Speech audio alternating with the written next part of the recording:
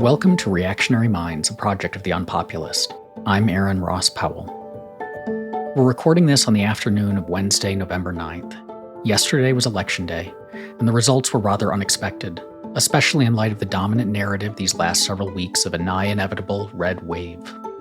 To talk about the electoral outcomes, what we should make of them, and what they mean looking ahead, I'm joined by Andy Craig, Director of Election Policy at the Rainey Center and adjunct scholar at the Cato Institute, and Shikha Dalmia, editor of the UnPopulist and fellow at the Mercatus Center's program on Pluralism and Civil Exchange.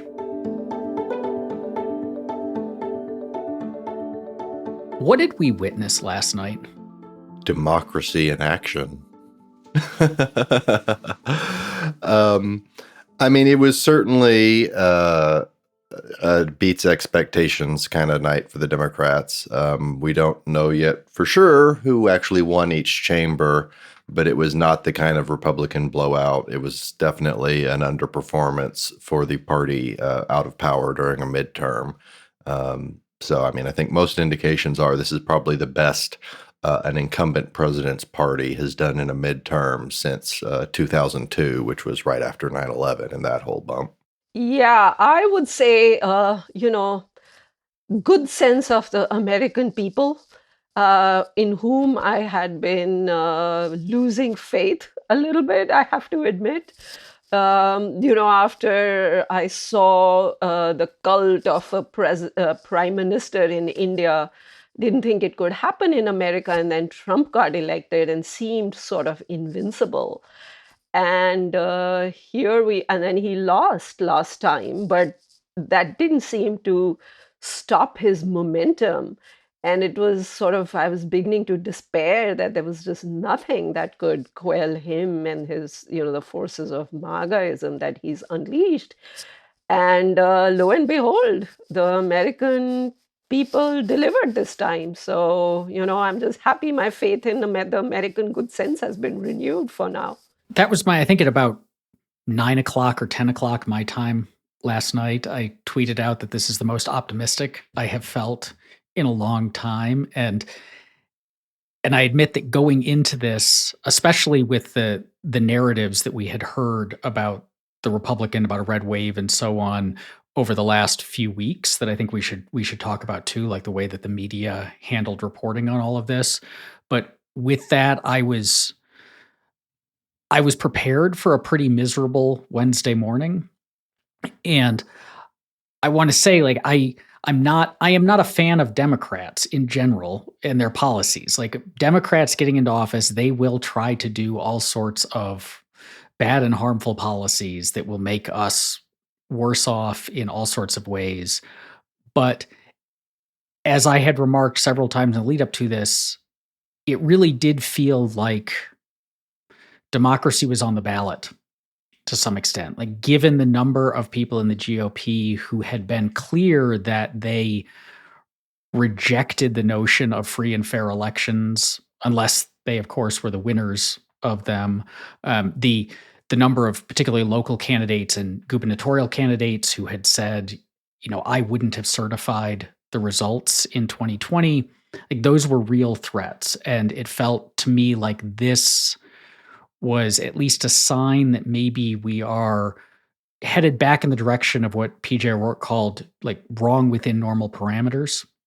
But I want to ask you, Andy, specifically about, there were a lot of worries going into this about essentially election malfeasance, or at least election denialism, both in terms of what might happen in the vote counting and so on, but also the people who might get elected or put into the power to do something about it the next time around. How did that play out? Well, for the most part, not only was it overall a disappointing night for Republicans, but in particular, the ones who were the main objects of concern about that sort of thing, the candidates for governor and secretary of state who threatened to not certify the presidential election results next time, they appear to have mostly lost. It doesn't look like we're still waiting on Arizona to be called, but it doesn't look like Kari Lake won in Arizona. Doug Mastriano lost in Pennsylvania. Tudor Dixon lost in Michigan. And then on the flip side of it, In Georgia, I mean, I think a little bit of credit where credit is due here for some good Republicans on this front. The fact that Kemp and Brad Raffensperger, the Secretary of State there, both survived their primaries and then both won the general election pretty handily in a year when it looks like they probably lost the Senate race there. The one that's probably still the most concerning to watch out for is the Nevada Secretary of State race. And that's one where the Republican is a pretty kooky election denier type, and he is currently ahead, but there's a lot of mail-in votes still to count. So that's still too early to call. But that looks, I mean, out of all these, dozen or so governor and secretary of state races nationwide, there's very few where somebody like that appears to have won. Yeah, no, I agree. The election denying was a big concern of mine. And what was heartening was that at least the people who had made that their signature issue, or in some ways a high profile issue, are either lost or are going to lose. Arizona being the exception, perhaps we have to wait and see. But I'm not sure on the whole election denying really hurt the candidates. I actually have some numbers here from the Washington Post, which said that there were 291 election deniers that it had identified. And as of Wednesday morning, 165 of them had actually won or were being projected to be won. And in the House itself, there are 143 Republicans who are deniers who've actually won. So very broadly, I mean, it seems like voters will overlook, sort of a certain level of kookery. So long as it's not your main thing, so long as it's part of some other agenda. So, which is less than ideal. I mean, I wish they were a little bit more attentive to, the question of procedural fairness than they have been. But I guess at this stage, I'll take whatever I can get. Well, let me ask two possible ways that we might interpret what Andy said and then what you just said, Shikha, and square them. So one is, you mentioned like a lot of House seats are won by people who have been election deniers. Andy talked about gubernatorial races, and then also it looks like some Senate races, and then some Secretary of State and other things. And those are all statewide elections versus the district by district of the House seats. Is that a distinguishing feature here, that the districts can have a stronger partisan lean and be more either forgiving of kookery on their partisan side, or have bought more into it than you're likely to find at the state, or one would hope eventually the national level? That's definitely right, that these House districts are much less competitive in the general election. And the vast majority of House districts, the major party nominee for whichever party is going to win. So that includes in the House the 100 and something incumbents who voted against certifying last time, and several new people who've come in. That is still definitely a minority of the House. Even if Republicans take the House majority, it's going to be very narrow. So there's clearly not going to be a majority in either chamber willing to do the kind of objection to the electoral count that was happening last time. There might still be 150 or even 200 of them, but it's not going to be. So in terms of kind of like the procedure of walking through a next potential crisis, it's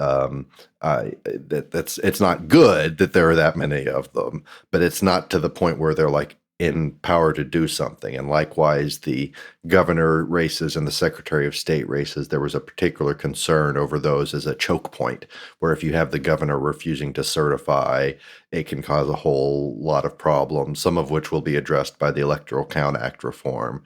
But it's certainly true in general that just the statewide races are more competitive. There's more of those where it's a genuine toss-up on which party can win, whereas our system of single-member districts for House is aside from election denialism and all this sort of thing, just in general, it's a terribly uncompetitive system, and the vast majority of races are decided in the primary.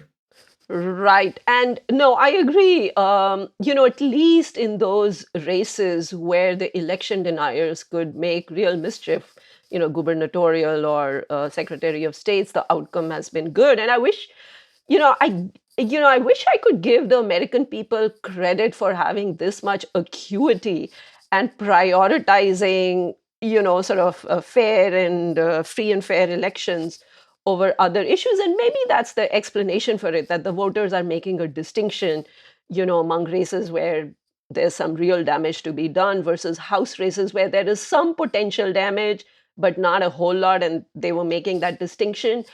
But I don't know, we'll see. I mean, I agree. I mean, I will, like I said, I'll take what I can get right now. And this is a good outcome. Yes, the House members who've been elected are not going to prioritize this issue going forward, given that there isn't going to be this energy coming from the top encouraging them to be election deniers. So even though their record is not great, hopefully they will, they will calm down on this issue. A lot of this conversation is part of the time-honored tradition of immediately after election narrative construction, right? Where you get a set of results which are just binaries. This person won or this person lost, and you try to construct these elaborate explanations for it that are always tied into, I mean, every advocacy group is always, it was our issue that was the thing that did it, And I'm hearing a lot of these. So we've talked about the role that election denial plays. And one possible narrative of that is that the American voters rejected people who, maybe just at the statewide office, but rejected people who they saw as threats to democracy. It could also be that generally speaking, hardcore election denial and conspiracy stuff goes along with just being kind of crazy and not a very good candidate as well. And so it wasn't specifically the election stuff they were rejecting. It was just the Herschel Walker seemed wildly unfit for office, like regardless of his actual beliefs even, But there are other factors too. Like one of the big ones was the Dobbs decision and abortion, because we saw in, I think, every instance where abortion rights were on the ballot, that the voters chose to maintain or not destroy or make more robust rights to choosing whether to continue a pregnancy. So on that one, what role do we think that specifically played in either motivating Democrats to the polls or in just kind of convincing voters who might have otherwise leaned Republican that a Republican majority that could say, take the holding in Dobbs and make it the legal standard across the nation was a significant threat? Erin, I completely agree with you that voters, aren't that fixated on every element of a candidate's agenda. They overall assess the quality of the candidate. And as Mitch McConnell said, the quality of the candidates was an issue this time. And in that quality is the issue of election denying. I mean, it just so happens that a lot of election deniers also are low quality candidates, and they become particularly low quality when they draw attention to that aspect of their character and make the denialism or the extreme MAGAism their signature issue. And in those cases, the voters did, it seems to me, push back.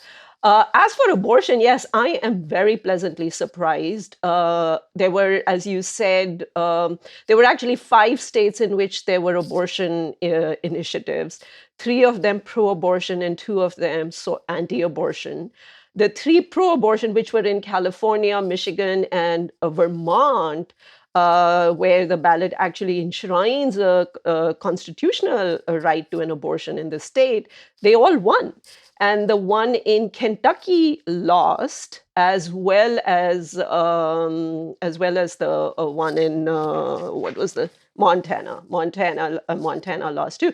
Now, Kentucky was a little bit weird, right? Because I think that's where, no, or I'm sorry, Montana was a little bit weird because they wanted this intervention to prolong the life of an infant after it was born. So it wasn't strictly speaking abortion, but it's still interesting that voters wouldn't even go for that kind of intervention in sort of the medical decisions of parents and doctors and what have you. So this was very heartening, especially at a time when inflation concerns were high, that a lot of Americans prioritized, a fundamental issue of rights over bread and butter issues.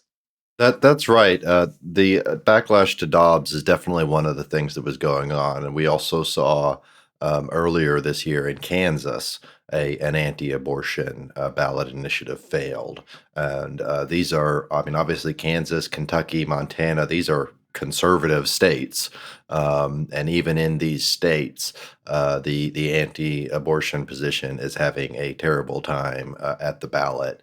There's a lot of pro-choice Republicans out there, and that didn't used to matter. They used to be able to say, well, it doesn't matter, the court's taking that issue off the table. But now it does matter, and that's certainly one of the things that's been hurting Republicans, particularly kind of among suburban moderates, among college-educated white women, those sorts of demographics that tend to not be otherwise very on the left, but they are pro-choice. And so that's been one of the things. When it comes to like how much were voters worried about this defending democracy stuff in general versus all these other issues, it was certainly the case that it was a major part of the Democrats' closing message. You had Biden give his big couple of speeches about democracy. There was a lot of talk about it. But I think what's also happened is it wasn't necessarily specifically that voters were focusing in on will this candidate certify the 2024 election results or anything. It was Trump's unpopularity dragging down candidates who were seen as the Trumpiest. If you look at like Arizona, where Blake Masters was, you go to his website and it's Trump all everywhere, and I'm the true MAGA candidate, and all the rest of this, that flopped in purple states. Same with Doug Mastriano in Pennsylvania. More broadly than these just being kind of like voters worrying about election administration, it's that Trump and Trumpism are still very unpopular, particularly in swing states. And it's been interesting. We'll see how much this persists. We've kind of heard this before, but the degree to which Republicans are openly blaming Trump, his endorsement in the primary put a lot of these weak, bad candidates over the top and into the general election where they lost. On the other hand, it's not the first time Trump has cost Republicans majorities in Congress. He cost them the Senate majority in 2020. He lost the House in 2018, and of course, he lost the White House. So we'll see how much that matters, particularly as it's expected he's going to announce he's running for president again here in the next couple of weeks. But I think that's definitely part of the dynamic here. In a year when generic Republicans should have done well, Trump Republicans dragged the whole party down. What do we make of Florida? Because Florida seems, we've been talking about good news so far, but Florida is an instance where arguably one of the most illiberal, most liberal governors and maybe most liberal people in the GOP, certainly on the cultural side of things, won handily and managed to flip. We flipped Miami-Dade, which has not always been a bastion of super right-wing conservatism. And he's now being talked about as the betting markets, I think, now have him as the front runner for the nomination, which I'm skeptical of if Trump decides to run. But that seems like a fairly distressing result for those of us who care about not turning America into Viktor Orban's Hungary. Should we worry about that? What should we take away from the fact that he did so well in Florida? Right. That's actually, I tweeted this morning that this wasn't a loss for right-wing reactionary authoritarians. It was a loss for low-character right-wing authoritarians who are just undisciplined in their messaging and won't even nominally play by the rules. I think DeSantis is very smart. He's every bit an authoritarian and a statist as Trump is. I mean, he's the man, who's been banning CRT from schools. He's banned cruise ships from requiring their customers to be vaccinated, and, a whole slew of really heavy-handed stuff. And yet he won by, I think, close to 20 points. And, I mean, if the podcast is Reactionary Minds, and if you look at the races where they were real reactionaries, right, like sort of ideological reactionaries as opposed to kind of like just political vandals, who would those be? I mean, it would be DeSantis, it would be Vance, I would even put Mike Lee in that category. Mike Lee used to be sort of a wonkish Republican, but he was a social conservative. And then he saw his moment with Trump and kind of made a switcheroo towards pretty extreme social conservatism. And all these candidates have done really well. And so, I mean, I am glad that we are not talking about basic issues of democracy anymore. On the other hand, I am still quite concerned about the fate of liberalism going forward. I agree with that. And there's a few different things going on in Florida. One of them is definitely that Ron DeSantis is no Herschel Walker. DeSantis is like Shikha said, he's smart. He's a disciplined politician. He knows how to run a campaign. He knows how to stay on message. So in that sense, even though he's very ideologically illiberal and Trumpian in a lot of ways, he's not the kind of guy that's always out there shooting off his mouth and saying something that's a big, massive scandal. He thinks about what he says. The other thing is there is an underlying trend where Florida has been trending more Republican. Part of that is the Cuban American community in Miami, which is certainly the dominant chunk of the vote there. And there are historical and other reasons why they tend to be more Republican leaning, and that has accelerated in a way that kind of bucks the trend of a lot of what's going on elsewhere in the country with other kinds of Latino voters. And then the last thing I'd say about Florida is that the Democrats picked a really awful candidate. Charlie Crist was a weak choice to run. He's a perennial loser. He was not a very popular governor. He switched parties multiple times. So I'm not keyed in enough to Florida politics to know if they had a better option or who exactly he was running against in the primary. But a lot of people wrote that race off as soon as Charlie Crist became the nominee. And even though DeSantis ran up the score in a kind of little surprising way, I don't think there was ever any real doubt that he was going to win that race and win it pretty handily. And so that's kind of what I think happened there. And I wouldn't necessarily, all of those things, a lot of those are not generalizable to national situations. A lot of it's kind of very Florida specific things. Well, but then you also have J.D. Vance, who is a national conservative at this stage and actually quite a darling of some of my former national conservative friends. And he, now I understand that the Republican Party dropped a lot of money in that race last minute, $30 million.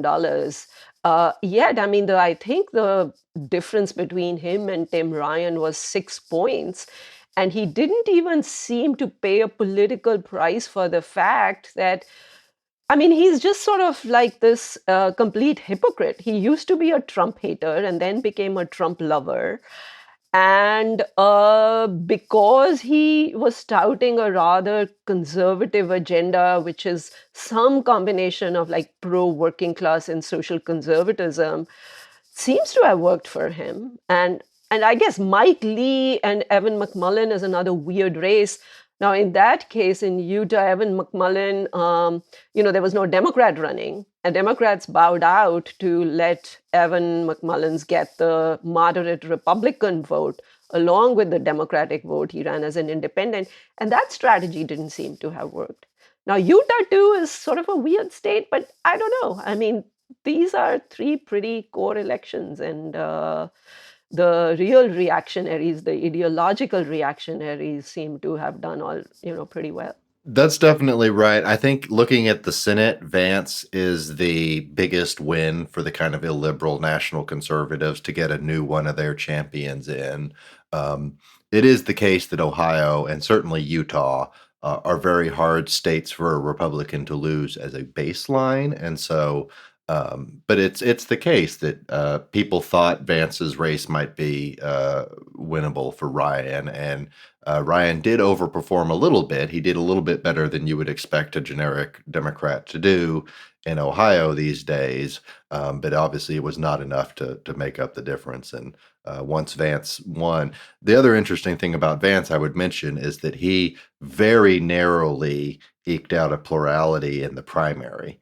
That was a very hard contested primary of him versus Josh Mandel, and they were both kind of trying to out Trump each other. They were both, I don't know that from our perspective we should see Vance as even necessarily worse than Mandel. Mandel was pretty awful too. But that was also an interesting dynamic there that, if you're in a red state and you manage to, you have a three-way primary and you get 38% in the primary, that's ultimately a pretty small chunk of the electorate that's putting somebody on the path to win the general election more likely than not. One worry I have about DeSantis's victory and Vance and so on is it seems like the Republicans set out a strategy of intentionally stirring up anti-trans, anti-gay hatred. And this was part of this anti-CRT thing was part of this as well. Of like, dude, I think over the last year or so has been one of the ugliest strains in American politics and has caused tremendous suffering. If you know people who are gay in a lot of these states or particularly trans in these states, they are fearing for their safety, their health, sometimes their lives because harassment against them has increased a lot. It's really, really awful. And it was intentionally fanned up. And my worry, and I'm curious if the two of you think I'm perhaps overreacting, is DeSantis was the flag bearer of this to a great extent. Vance certainly did a lot of this. We saw Greg Abbott reelected handily, and he was doing some really awful anti-trans stuff in Texas. Is the GOP going to take as a lesson from these particular successes that heading into the next election cycle, they should double down on that particular, like, particularly virulent scapegoating of these oppressed and vulnerable minorities? Yeah, I mean, this is, look, the culture wars are not over. I don't think the lesson that the GOP is going to take away from this is that de-escalating the culture wars is what's going to put them, on the road to political success. As far it's, gay, you mentioned gay rights and the trans issues. Immigration worked really well for DeSantis, right? I mean, he pulled this stunt where he got asylum seekers in Texas onto a plane and sent them to Martha's Vineyard. That played really well with the Republican crowd in Florida. And so I think the lesson that Republicans are going to take away from this is that a hardline culture war message works. They just have to be disciplined by it and be cancel free. and set aside sort of kind of like the personal egoistic drama that Trump brought to this scene. So if you have a culture warrior on the right who is sort of like a principled culture warrior, and he's not in business for himself, but the greater cause and the restoration of tradition and traditional values and families and working class people, I think that is a message that's going to continue to be tested and have great resonance among Republicans. I think we definitely saw that these sorts of culture war issues, particularly leading into the trans stuff, and to the degree that's also kind of stirred up a lot of anti-gay stuff. It's not a loser, particularly in a lot of these states. The more liberal position on particularly trans issues, but just for lack of a better term, what they call wokeness. It's an effective line of attack for Republicans, and has been. And when they run candidates like DeSantis, who don't have that kind of the personal baggage of being kind of crazy or ill spoken or whatever, it can be very effective. And talking about the kind of potential of a post-Trump GOP and looking to DeSantis as the avatar of that, that's one of the things that's been very concerning to me. I mean, Trump, for everything awful about him, it was genuinely true that one of his silver lining features is that he kind of explicitly rejected the Bush era anti-gay stuff.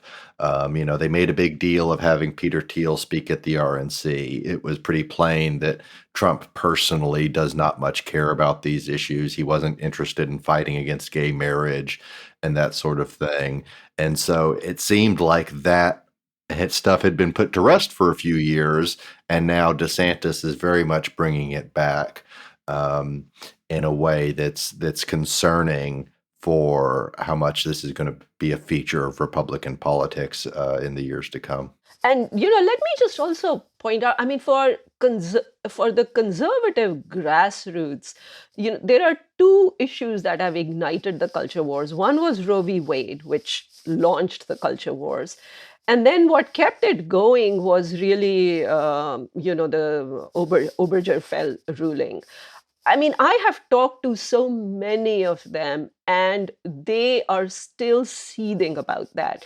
And partly it's just, they're cultural conservatives, but partly I think they are genuinely afraid.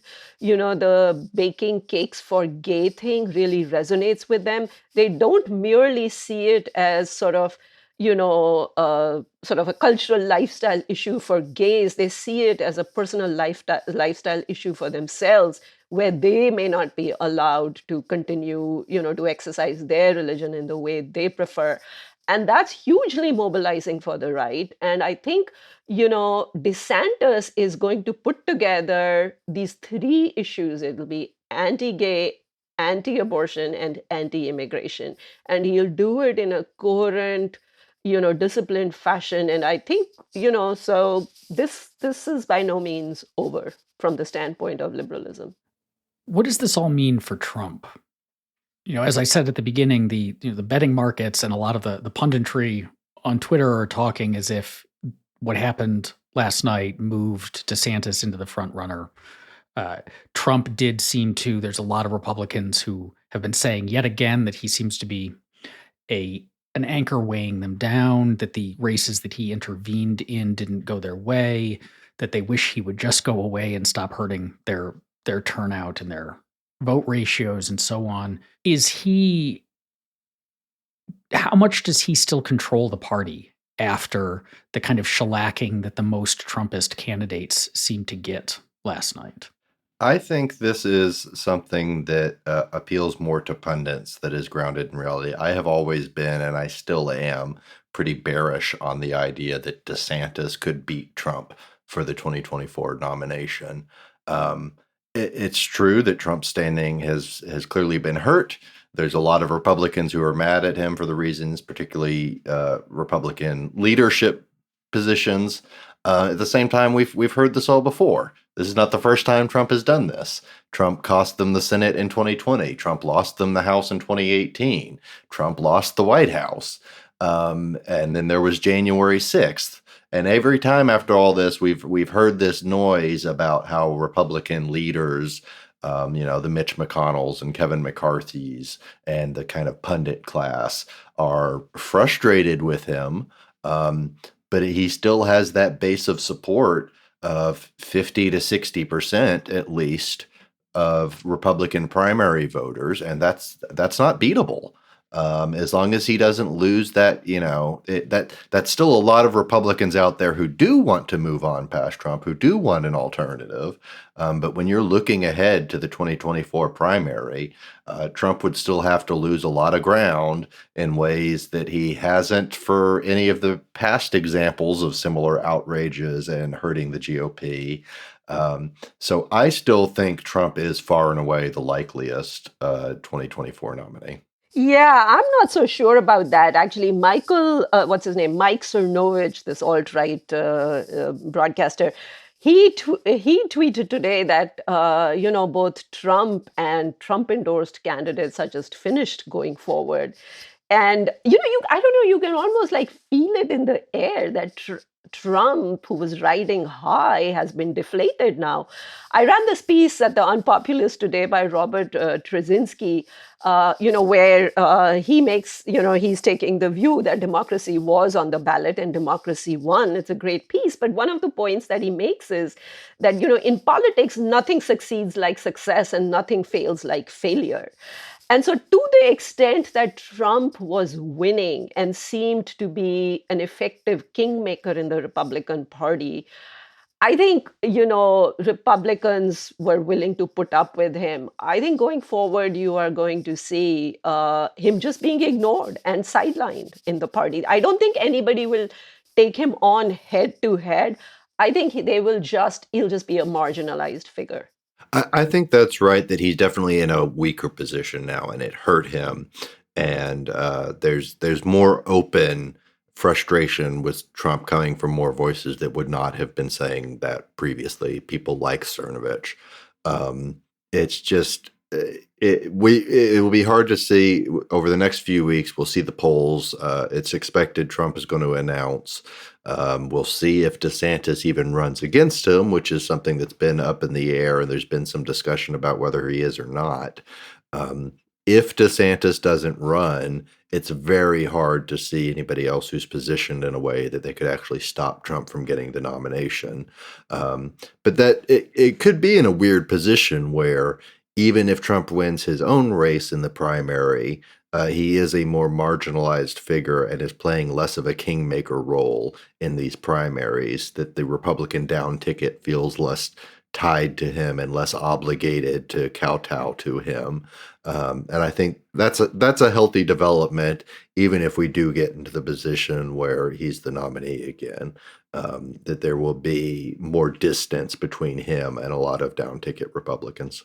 Yeah, no, I agree with that. And, I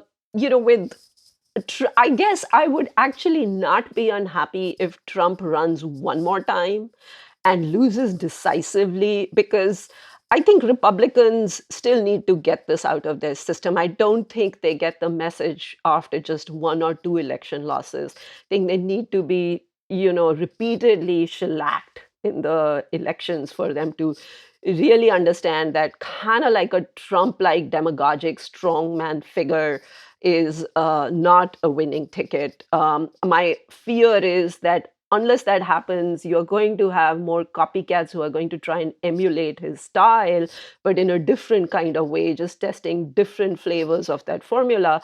And so, if he were to run again and be decisively refuted, I think that would be a good thing. And the other thing is, I'm not sure that if DeSantis is the nominee, that's in some ways, on one hand, he'll play by the electoral rules and he will not, be an election denier or call an insurrection. On the other hand, I think he may be a little more effective in getting his reactionary agenda through. And I really do worry about that. That's my big worry about him, is I don't think he certainly is no more liberal than Trump, and has proven that he's more effective at actually governing and getting done what he wants to get done. But Andy, you mentioned Trump as not a kingmaker, and that made me think of one of the interesting things that, and kind of more minor things that came out of last night was during the primaries, there was a lot of fretting about Democratic money groups spending money promoting basically the nuttiest candidates on the right with the strategy that if we can get the nuttiest people to win the primary, they'll be easier to defeat in the actual election. And there was a whole lot of worry among political commentators and analysts about this strategy because it was basically a version of the strategy they used in 2016 with Trump himself was we want to get him to be the nominee because he's nuts and he's unfit and we can clean his clock in the general election. And obviously that didn't play out that way to to catastrophic effects for the country.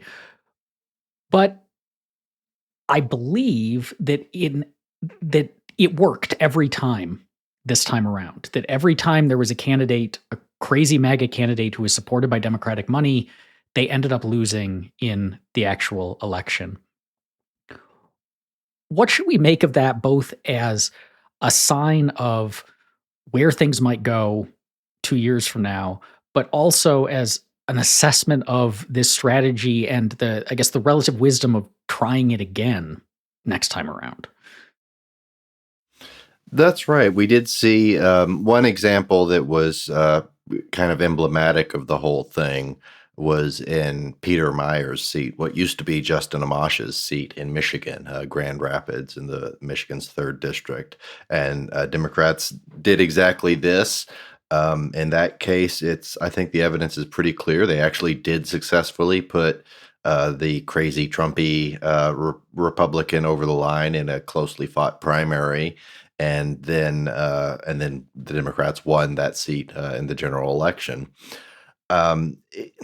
There's a degree to which I think it's right to criticize them. This is a civically unvirtuous thing to do, but political parties are cynical, self-interested machines that want to win, and it's very hard to tell a party they shouldn't do this.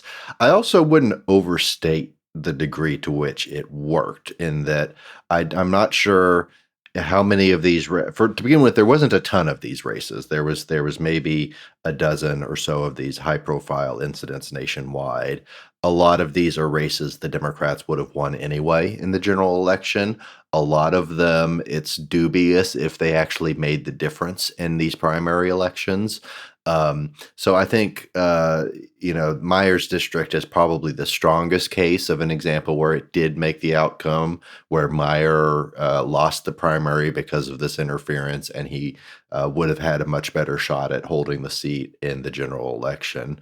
But there's some Democrats, like Jamie Raskin, who've come back and kind of said, like, yes, it's true, but that somebody like Meyer was obviously not an election denier. He'd voted to impeach Trump, etc. But he still would have been a vote for Kevin McCarthy to be Speaker of the House. And in a position where the House GOP as a whole is still pretty bad. A majority of them did vote to overturn the last election, even if a substantial minority didn't. It's like, well, which is that? It's a difficult question, and it's a genuinely unclear thing. Like, is it more important for the Republicans as a whole to lose, even if that means their marginal seats are the relatively good Republicans who are losing? So I wish they hadn't done it. I'm a fan of Peter Meyer. I wish he was sticking around. Some of these others, similar story. But at the end of the day, I think if this probably only affected a couple of House seats, I don't look at any of the Senate races or any of the governor races and think that the Democrats doing this kind of thing was decisive, just because the margins in the primary and then the margins in the general election from the partisan baseline were not close enough that I think it actually made the difference. So I'm kind of heartsick that Democrats used a strategy like this. They can get away with it a few times, but if this becomes their modus operandi, I think they will be rightly viewed with the same disgust by voters that the Republicans are viewed right now. And then we'll really be screwed, right? We have two really terrible, immoral, and in their own way, illiberal parties. And I also think, I mean, I'm not a moralist as such, politics is a dirty game. But I think if you're going to play such dirty tactics, they at least ought to be your last resort. And I'm not sure they needed to play this in Michigan. For instance, this is the first time that the Democrats have actually flipped the House from Republicans in 40 years. So even though I like Peter Myers, just like Andy, I think they could have won this race without floating a man like John Gibbs. So they didn't have to sully themselves by such tactics. And I mean, and they, in this election, they have got such bad press for this, and rightly so, even though it wasn't a strategy that was generally used and it was used in only a handful of cases. But still, so I really wish they wouldn't do this. I think in the long run, it backfires against them and it backfires against the country. And so don't do it, guys, or do it really, really, really minimally. I do think also one important point you hit on, Aaron, which is, yeah, it didn't blow up in their face this time, but okay, maybe you got a couple of House seats this time, but the same strategy also made Trump president. It did blow up in their face in 2016, and so it is a very dangerous thing, particularly if we're looking forward to like future presidential primaries. I think it's absolutely the case, and we have the internal discussions in the Hillary campaign where they talked about how they were doing this, and the Democratic-leaning media did this in 2015 and 2016, where let's just spend all the time talking about Trump, talking up Trump, boosting him to this kind of status as the highest profile presumed Republican candidate. And I don't know if it ultimately made the difference in terms of Trump winning the primary, but it certainly didn't help. And then obviously, we know what happened in November of that year. So when we look at the track record of this thing, that it helped produce Trump is a much bigger demerit against it than maybe it flipped a couple of House seats this time. So then looking forward to 2024, obviously liberalism is still under significant threat for a lot of the reasons that we have talked about over the last 40 or so minutes. How big are our worries, and what can we be doing to, as three people who are committed to defending liberalism, what can we be doing to, I guess, get ready for 2024? And I'll start with you, Andy, on specifically the election issues, because as you said, a lot of election deniers lost, but then you mentioned the Nevada Secretary of State. Like, what do the threats now look like to the kind of peaceful and fair counting of votes and transfer of power? Well, one good thing that we have seen, if you're looking for a good defending liberal democracy bipartisan moment, we do still have that happening, and it's with the Electoral Count Act reform, which is, fingers crossed, from everything we hear, looking very good to pass here in the lame duck session with strong bipartisan majorities. Mitch McConnell is supporting it. I came out of the Senate Rules Committee on a 14-1 vote. Ted Cruz was the only Republican who voted against it in committee. And this legislation will do a lot of nuts and bolts technical things to shore up what happened in 2020 and what was tried in 2020, including this scenario of the rogue officials at the state level trying to do something crazy and not certifying the presidential electors or something like that. It creates better judicial mechanisms to handle those things. It makes it harder for Congress to do something crazy in terms of rejecting electoral votes.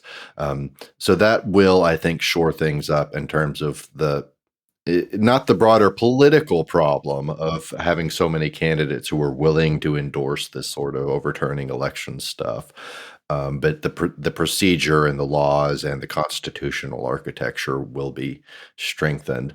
The other thing on the kind of election reform front that is good, I mean, we talked about a little bit about how Democrats are not the perfect alternative, and certainly they're not always shying away from illiberalism themselves in a lot of ways. I mean, one way I've talked about it is that the GOP has gotten worse faster, but both parties, I think, are trending in a more illiberal direction in ways that are very problematic. There is still a lot of left populist illiberal tendencies. And so when I look long term, this kind of runaway illiberalizing polarization, I think electoral reform is key to that, getting things like ranked choice, getting things like proportional representation. And so on that front, it's looking very good. Nevada had a ballot initiative on to amend their state constitution to adopt basically the same system as Alaska is now using, the top 4 ranked choice. It's actually top 5 in Nevada. And that has passed. It has to pass again in 2024 because it's a state constitutional amendment that has to go up twice. But it looks like it passed this time, so that was a big win. Portland, Oregon, did something very interesting that's not getting a lot of attention. They actually adopted a system of proportional representation, which no city in the U.S. has done since 1947.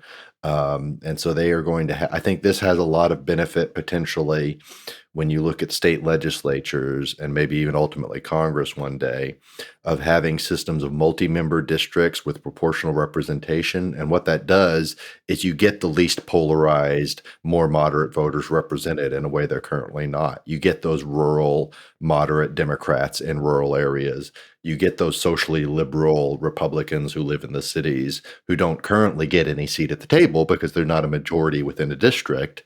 But if you get this kind of proportional representation, it does increase the number of people who have somebody they voted for who's actually in office. It builds that buy-in that's necessary for a democratic system, and it's very healthy. So I'm very excited about that, and that's one of the main things I'm going to be working on over the next few years, is going into the state level, trying to build the coalitions and craft these plans for electoral reform that can get implemented and hopefully long-term get us out of this kind of two-party death spiral. Right. I mean, much as I am very pleased about today's results, right? The last 6 years or 4 years have been a huge stress test for our system, and it has really sort of exposed a lot of the weak points in our electoral process, in our parliamentary process. And one of the good things to come out of it, as Andy was saying, were all this discussion about reforming the system and coup-proofing it in a sense, right? And the Electoral Count Act, I think, is on a good track, and I think Andy is pretty optimistic that the reforms will pass. But things like proportional representation and ranked choice voting have only been tried in a handful of states, and they really need to gain steam and momentum. And my fear is that after this election, with the extreme sort of election denying candidates now quelled, or the election questioning candidates quelled, that, this momentum, we may lose some of this momentum. I mean, that's on the electoral reform front. And then on the intellectual front, the last 6 years, what Trump did was create a whole lot of space for some really right-wing ideas to emerge, right? And we are at a stage where they've been workshopping some pretty specific things that they want to do, whether it is the integralists, or whether they are the national conservatives, or whether they are the sort of the big tech, red-pilled Peter Thiel type, billionaires. They have an agenda. They have got a very different agenda from pre-Trump. And again, I think this election may give us this false sense of comfort that this is all kind of over now, and we may lose some of the momentum that we have to tackle and counter these ideologies, and therefore leaving them, unaddressed to to keep growing and reasserting themselves. Thank you for listening to Reactionary Minds, a project of the UnPopulist. If you want to learn more about the rise of illiberalism and the need to defend a free society, check out theunpopulist.substack.com.